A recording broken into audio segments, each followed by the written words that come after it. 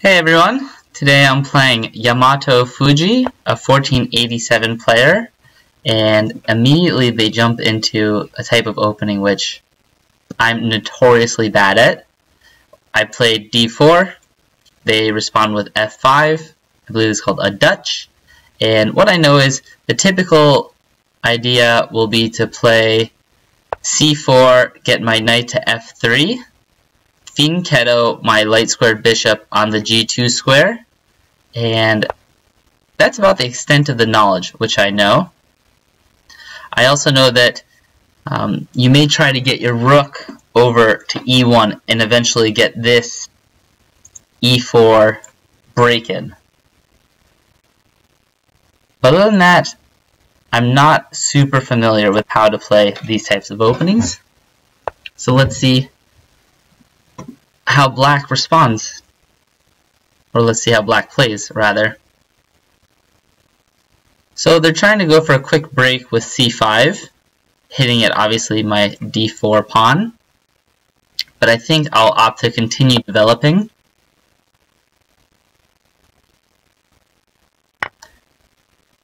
And they're capturing, so I'm obviously going to recapture with my knight.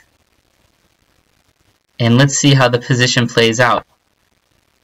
If black were to give up their dark squared bishop, I think that that would be a very poor decision, because notice how black has placed all their pawns on light squares.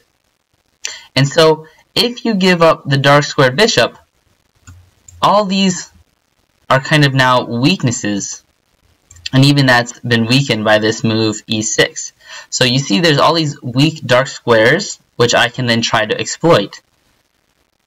So I will gladly kind of play a developing move, hoping that they give up their bishop, and they do. And we can see the very first consequence is that now this pawn on g7 is hanging, and I don't see why I can't go ahead and grab that.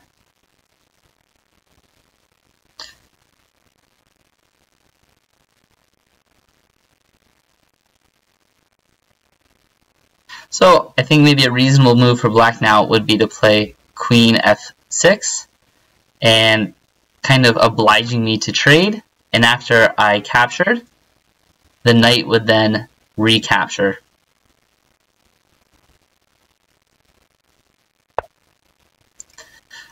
But instead, white, or black rather, is opting to go for this knight c2 check, forking my king and my rook, and then they would obviously be winning my rook in the corner. So let's see what kind of moves I have available to me.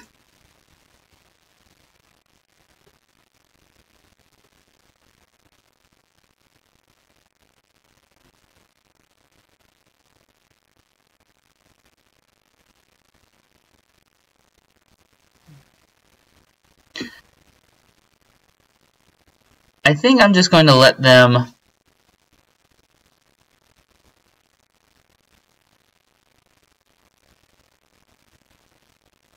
I will prevent that, and I'll move my king to d2,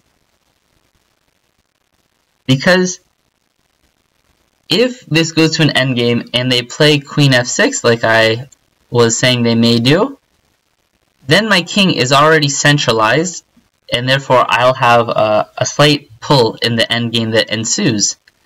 Now please note that this does kind of block in my dark squared bishop, but hopefully we can find a role for that piece in the future. The most obvious threat that we're seeing here is queen captures f2.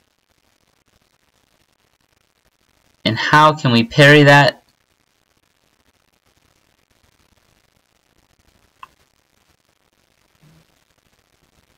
Well, we can just play the simple e3.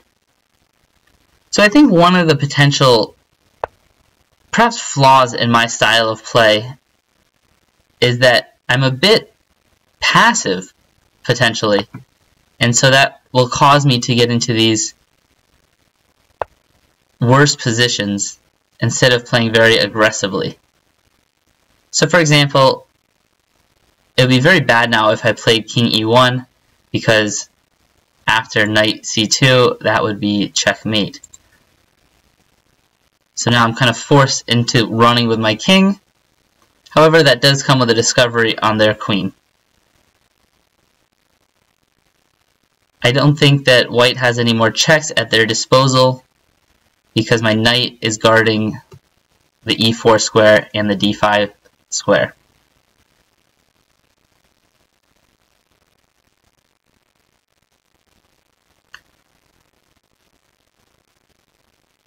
So if I'm not getting checkmated in the center of the board, I should be just fine and winning, in fact.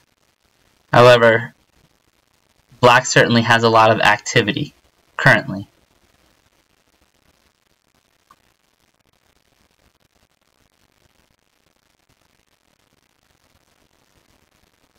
Once black moves their queen, I do always have to be aware of this idea of knight coming here, trying to hit at my rook on a1. So where can white move their queen? Well, white can move all the way back. Okay, that's a very interesting choice. They just want to give up the queen. And are there any tactical threats or kind of counter punches that black can throw in our way if we take that queen? And really the only compensation, it's not even compensation, is that they're going to probably recapture my rook. They can't move to e1 because my rook will be guarding that file now, and we'll be able to see that square, and they just outright resign. Okay, so let's see if we can't find another opponent.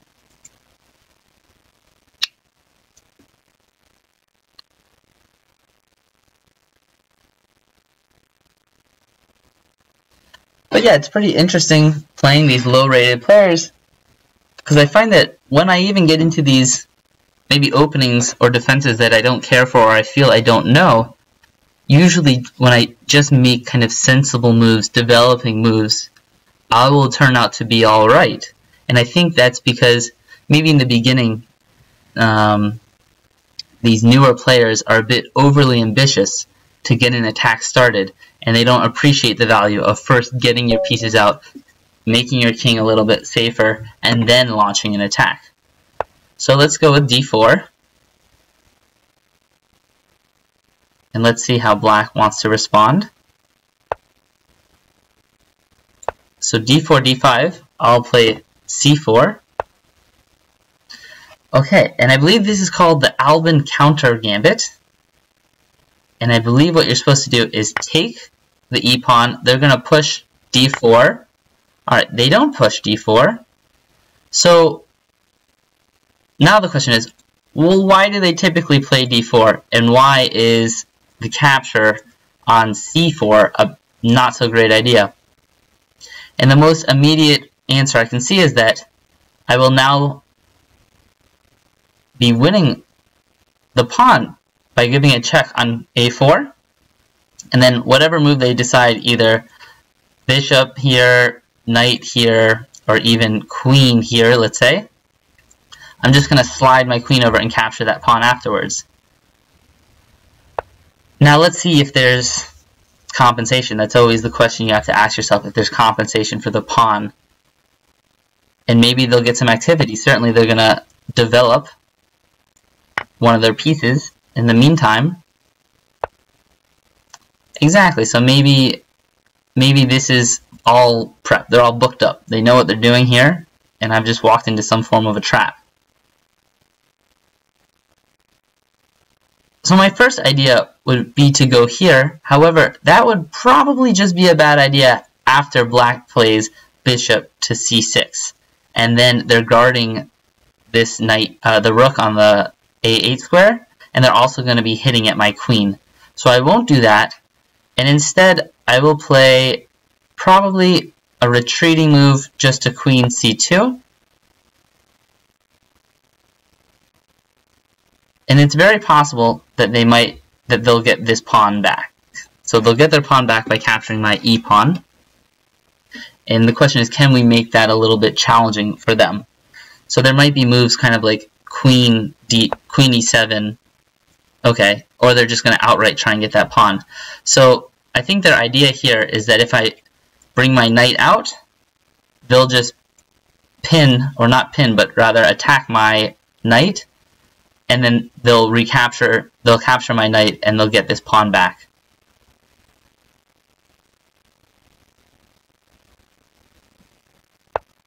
But we need to develop, so let's go ahead and get our knight out, and we'll reckon with that. So probably if they play bishop to g4, I will bring my bishop out to f4 to further guard that pawn and to continue developing.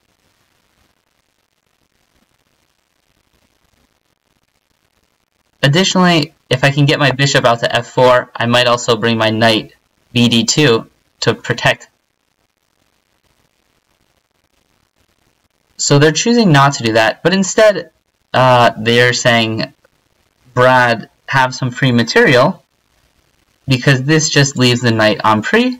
So one of the big things that you always need to be aware of is your pieces, and you don't want to hang pieces. So you should always ask yourself before you make a move, are all of my pieces guarded or defended, and how loose? So there's kind of this little saying like loose pieces drop off. And the reason that they resigned is in doing this move queen d7, they recognize that now the rook is hanging as well. So they didn't want to just keep losing material and eventually the game. Alright, so let's jump in, get another game going.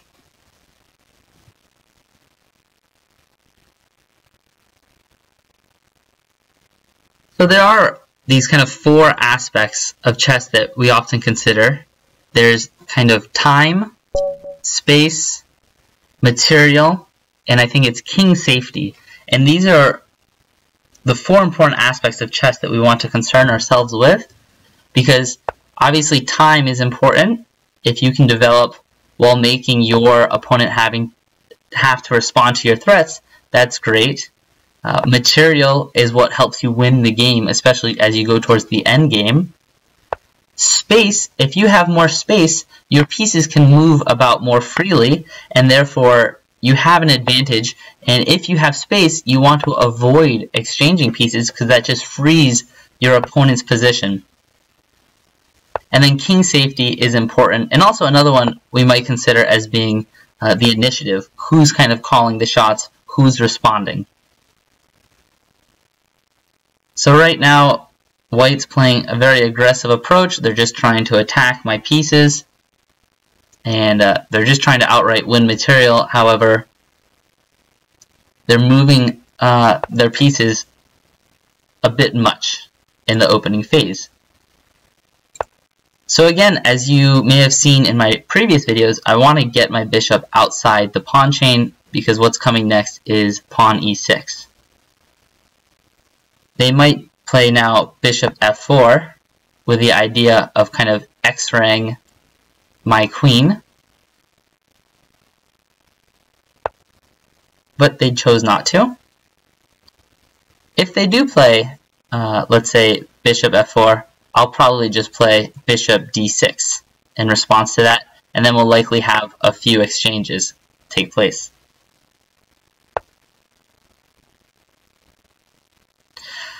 So in the interest of developing, I'm just going to play bishop d6. And right now I think the position is quite equal. Nothing to write home about for either side. Ideas I have in mind are this eventual c5 break, trying to get rid of this backwards pawn. So now I want to castle, and it's very likely that after I castle, black will just play bishop g5 and threatening to destroy my pawn structure. Let's say if they capture, then I have to recapture the g-pawn. So I'd probably have to move my bishop back to e7. But for now, let's just castle, and we'll deal with that in 1 second. Exactly. So let's consider our options now. I could move my bishop back, but that might be a slight concession. Or I could try and gang up on the e5 square of the c5 square by playing my knight back here. So let's go ahead and let's see what happens if we bring our knight back to d7. And then maybe one idea I have is playing h6 and eventually bringing my bishop back to h7. Alright, so they're gonna grab my bishop pair, which is okay. They do kind of destroy my pawn structure a little bit, but this is a very acceptable pawn structure, and I'm not too concerned. Probably even the endgame, it's quite alright. So I'm going to get this c5 break-in. Oh, and look at this. I played too quickly because I did have this capture here, which would have given check. But maybe we can still get that in.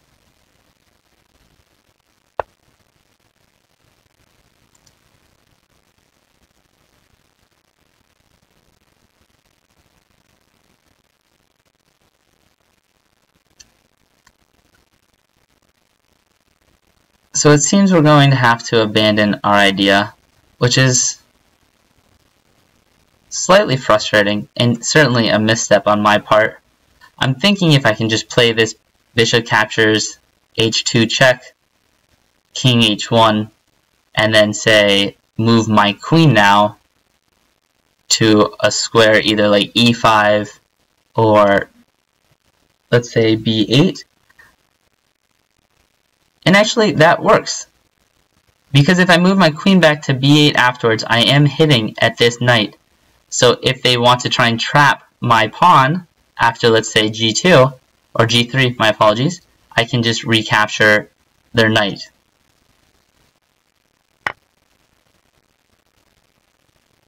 So we give check. They'll definitely play king h1, obviously, and then I can play queen b8.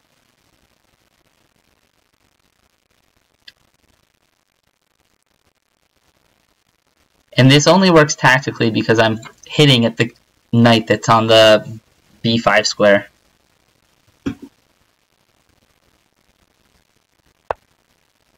Okay, so they have retreated their knight. I want to retreat my bishop, and you can also see that if they don't do something to guard the b pawn, that's also hanging. So let's first preserve our bishop, and then we have an eye to capturing this b pawn.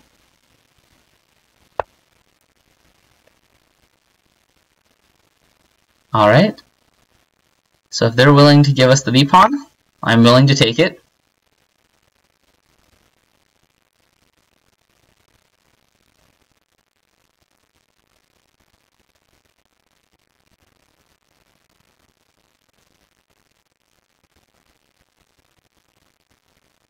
And what I'm doing right now, while my opponent is kind of thinking about the moves they want to make, is I'm really scanning kind of different knight moves actually right now. And I'm trying to find any weak points, and maybe I could hop my knight around. But I don't see anything that's too threatening.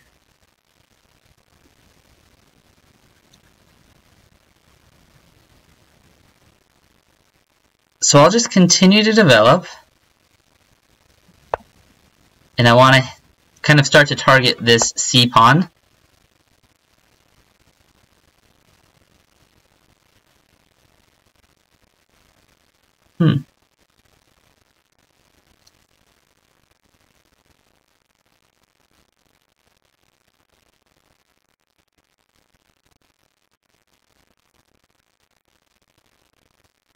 That's a good move, and I completely overlooked that.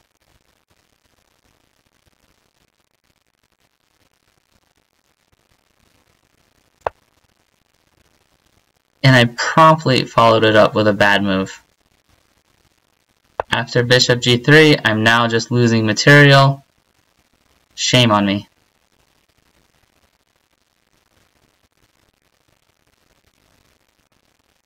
Okay, well, let's play some chess down material.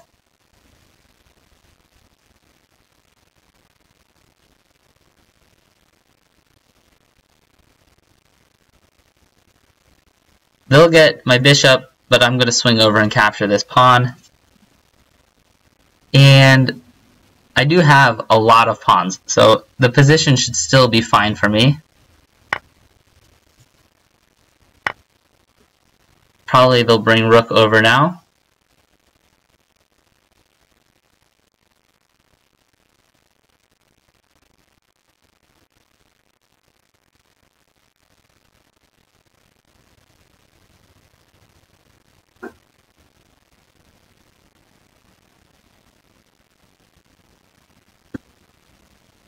And maybe I'm losing more material.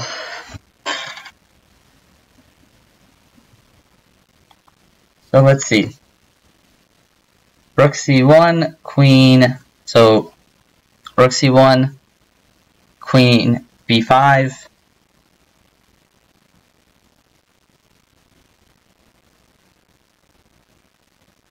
No, maybe it'll be okay.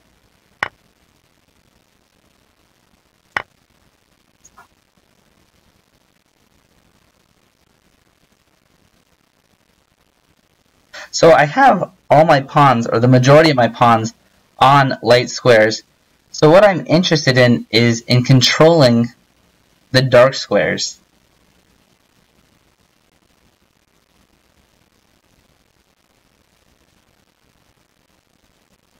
So I'm considering either this move here, which will threaten this pawn, or just queen d6.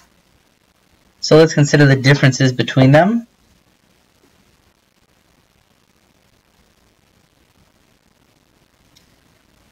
Well, after I go to queen a3, he might simply go queen e2. But again, they can also do that if I go to queen d6. I think I'd like to try and continue making threats. So I will play queen a3. And if they capture my knight on c8, I'll obviously recapture. I mean my rook on c8, my apologies. And now I am eyeing this square.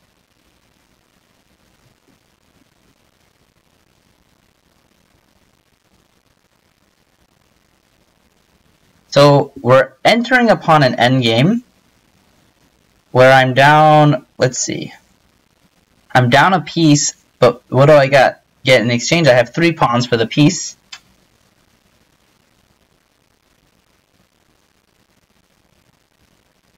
So I probably need to keep things a little bit more complicated.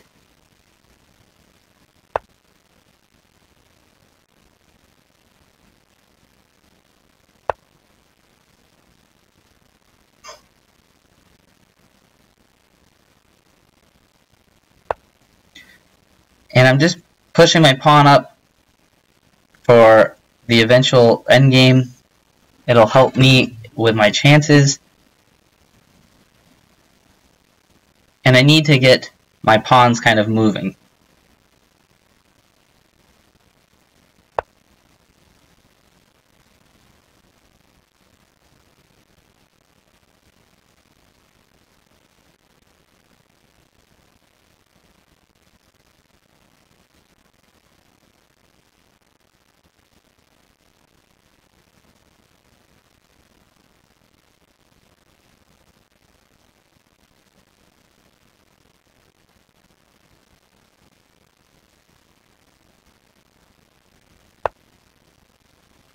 So I played f6 because I want to make sure the knight cannot hop into e5. So now they're rightly targeting this weakness here.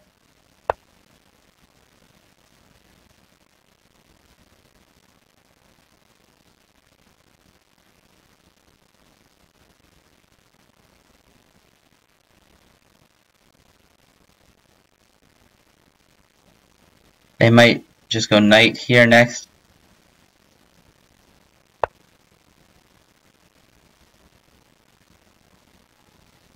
They're trying to be sneaky with their own tactics. Knight e5. So I probably need to sidestep that.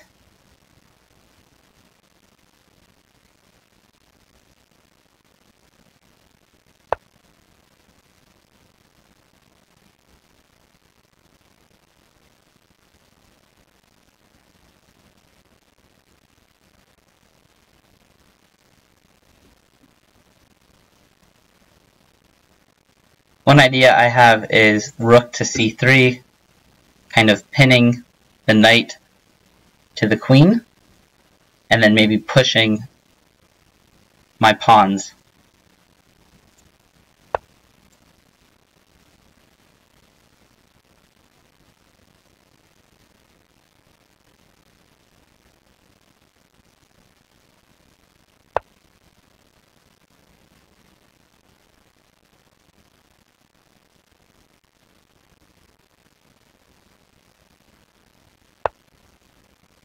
So they missed that once I recapture with my queen will be guarding the rook.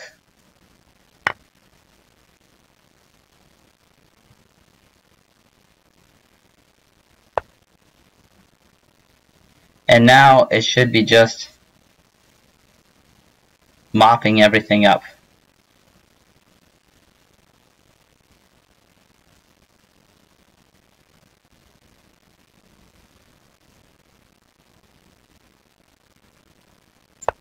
I want to get my rook to their second ring and probably either go after this pawn or swing my queen over and really look for exchanges now.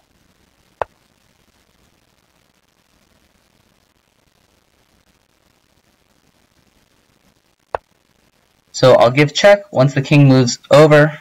Excuse me. Once the king moves over, I'll force a queen trade and everything will just be fine for me.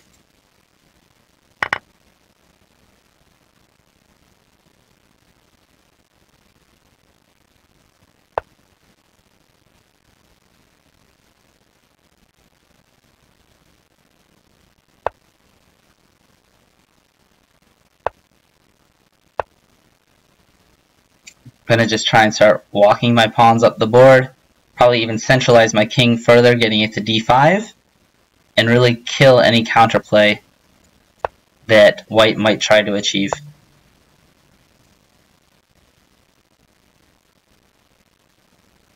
Notice that when my rook is on the second rank, it prevents white from getting their king involved. So in the endgame, the king is a very strong, active piece, and you want to make sure it's participating in the fight.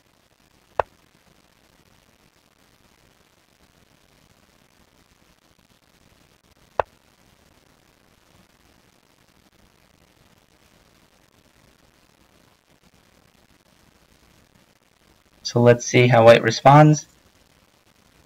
Probably their best move at this point is to resign.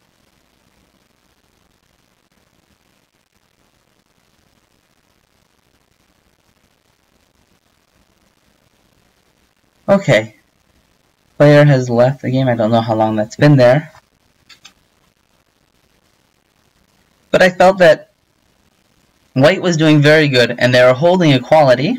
And they're even exploiting the mistakes that I was making, but then they kind of fell short tactically. So they kind of missed things like the fact that when I pinned their knight to the queen, that when they tried to do that knight check, which was previously working, it no longer worked because when my queen recaptured on the, what was it, maybe the e5 square, I was guarding the rook on the c3 square.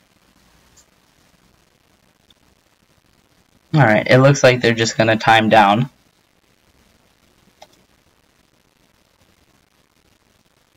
So let's take a quick look through the game.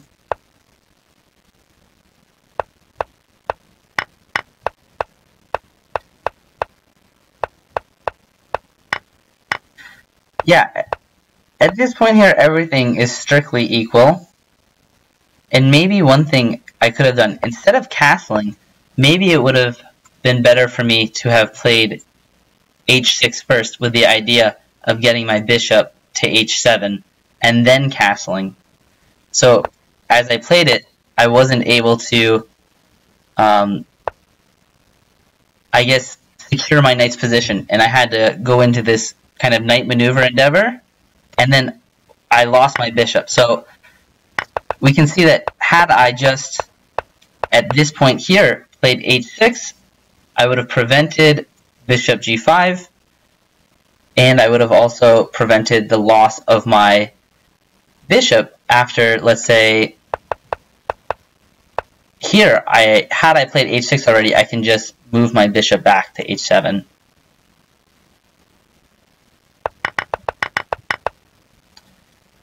Again, here was a tactic that worked out, that I could threaten their knight. But then I played this really awful move here, which allowed bishop g3. And one thing I was concerned about was, what if they played rook here? And then I would have had to move my queen there.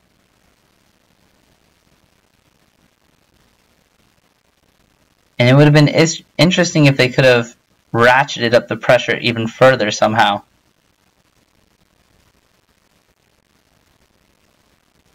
Well, that's that. And they did end up losing on time and position. Thanks for watching. I hope you guys enjoyed, and I hope you guys had gained something from this. Please feel free to leave any comments, feedback, or suggestions. And if you haven't subscribed, feel free to subscribe. Like it if you want to. Have a good day.